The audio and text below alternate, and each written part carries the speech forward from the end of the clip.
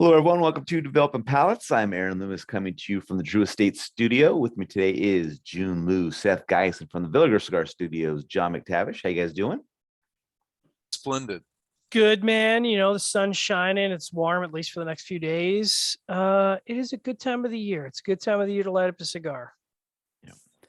It's a beautiful So day. today we are talking about the Drew Estate 20 Acre Farm Toro, and we are recording this on the Monday after the Florida Barn Smoker. Not that any of us went, but just coincidence. By the time you see this, it will be weeks after. I was like, wait a minute, was that important for us? Cigars de Toro 6x52 comes out of the La Gran Fabrica Drew Estate factory in Nicaragua. Wrapper is Ecuadorian Connecticut shade. Binder is sun-grown Habano. Filler is Nicaraguan Esteli Jalapa and Florida sun-grown. Blended by Willie Herrera. Price point is $13.40. Cigar was released in December of 2021. And we picked these cigars up from Corona Cigar Company. So if you're in the Florida area and close to one of their stores, make sure you stop in for a drink and a cigar, or you can go to the website and buy some cigars and have them shipped to you. With all that out of the way, Jiunn, what was your overall experience with this cigar? Oh, this was a good Connecticut shade offering. I had all these like traditional Connecticut shade notes, hay, cedar, toast, but also it had a little bit more of a kicked up spice, which was welcoming. Sorry. COVID free. No worries, guys. COVID free. Yeah, I'll tell you one thing. I got like a lot of burnt cedar notes for the first 2/3. No, my turn. Stop talking. My turn. My turn again. Was there like a ribbony quality at like the first couple puffs? It was almost like a shaggy foot kind of a thing. Got it. Okay. Yeah. I agree. Are you alive now, Gene? Yeah. I was trying to buy time for you, man. Sorry. Right when I was about to talk, and I was like, I did the classic. I'll pretend like I smoked the cedar thing. Yeah.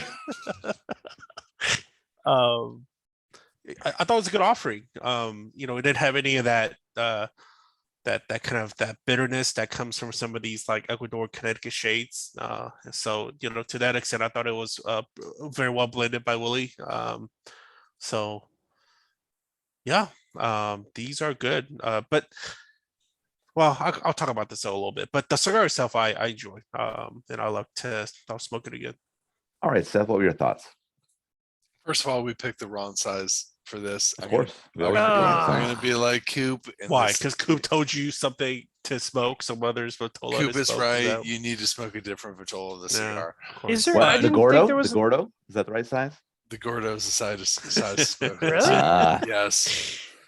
Yes. Interesting.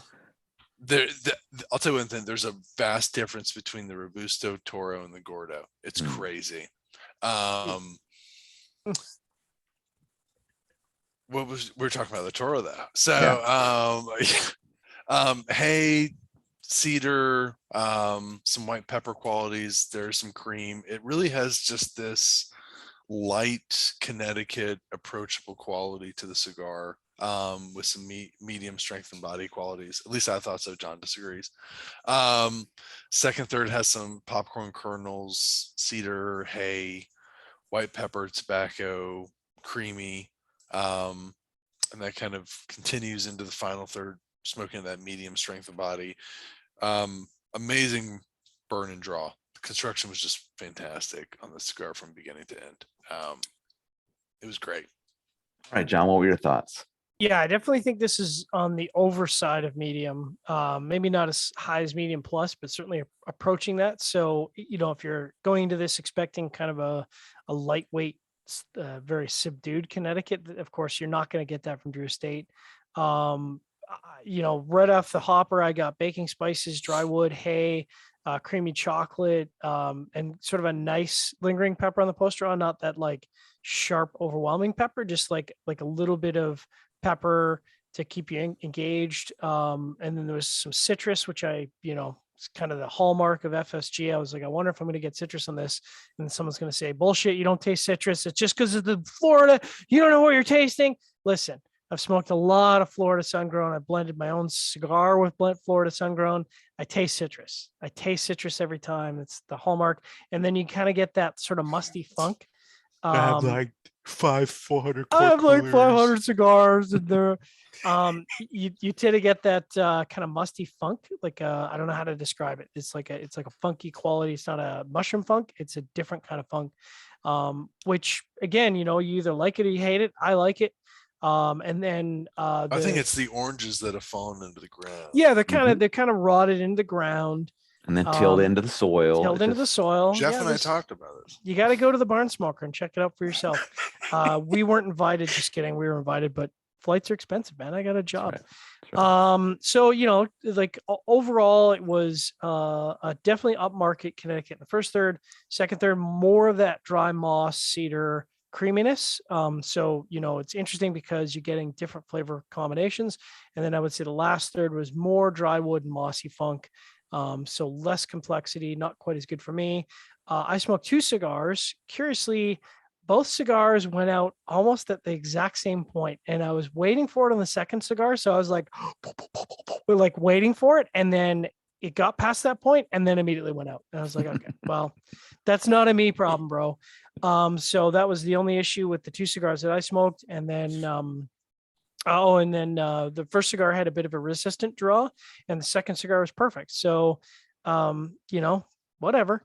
And we purchased these cigars, right? So, these aren't samples. But my takeaway was, you know what? This is good. It's interesting. It's different. I smoked one at the show at the TPE. I smoked 2 for review. This is definitely my jam. Aaron, what about you?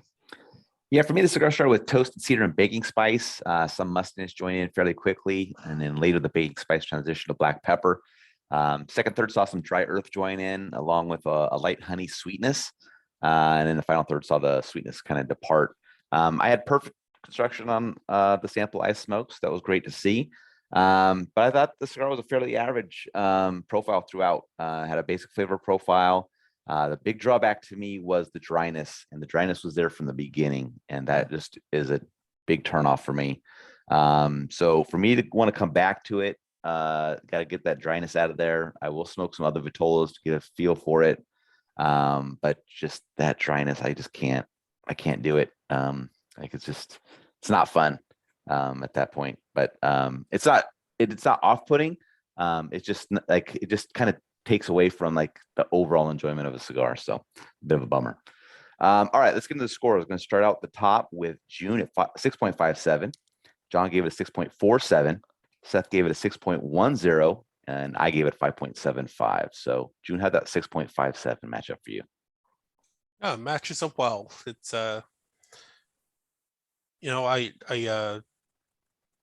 Connecticut Shade is sometimes one of those cigars where I think I don't even know what to smoke, but when I think that way, I typically actually pick up a Connecticut Shade because I don't want to get beat over the head with strength, and it's a very easygoing cigar, right? Typically, it's almost like it's like, well, I don't know what I want to drink, and then you order, if you want beer, well, you just get a nice little crisp lager, right? Because you're going to enjoy it without getting hammered.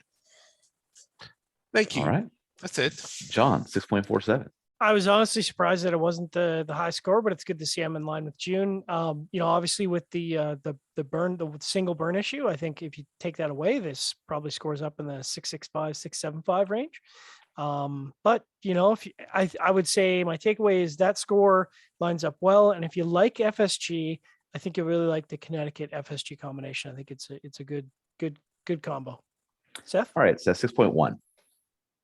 Yeah, listen, I mean, it's a good Connecticut. I think you could have a little bit more flavors and it would take it to a better level. But I think it's not bad. It's disappointing in the sense that I think Drew State could have done a better Connecticut, and I think they could have done, I don't know, they could have made a more memorable Connecticut. I don't think this will stand out years ago. My 5.75 matches up well. I thought it was an average flavor profile throughout. It did have perfect construction though, so that helped it out a little bit. But again, that dryness just, it just kind of took away from, the honey sweetness, I thought that was fantastic. But that wasn't able to kind of get, overrun the dryness in the profile. So just kind of a bit of a bummer. And just a tip to you, John, when you're sponsored by the cigar that you're reviewing, you give it the lowest score so that you could dodge the hate mail. Oh, Not the highest score. So well, just a see, tip for the you future. know, these are things that I need to learn. Yes. I'm a new sponsorship, so I'm kind of Right. working my way through it. You know, I Yeah. haven't been, And then I haven't. lessen the flavor notes. Just be like, instead of being like, I taste mango peels, just be Oh, like, I I gotcha, I taste gotcha. fruit. The problem You know? was that I was so overwhelmed by this swag that I Yeah. got that I was, you know, I was like, oh man, swag. I don't get that up here in Canada. So I was just so overjoyed to see swag for a change that I got lost in that. It, you know, Yep. it happens. All I right, love my standing final ashtray. thoughts from you guys.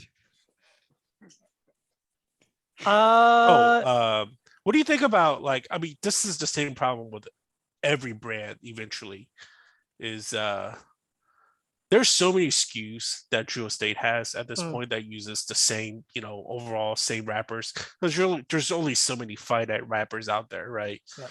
So it's like you come out with something like this and you're like, man, how do I sell this? How do I sell Underground Shade?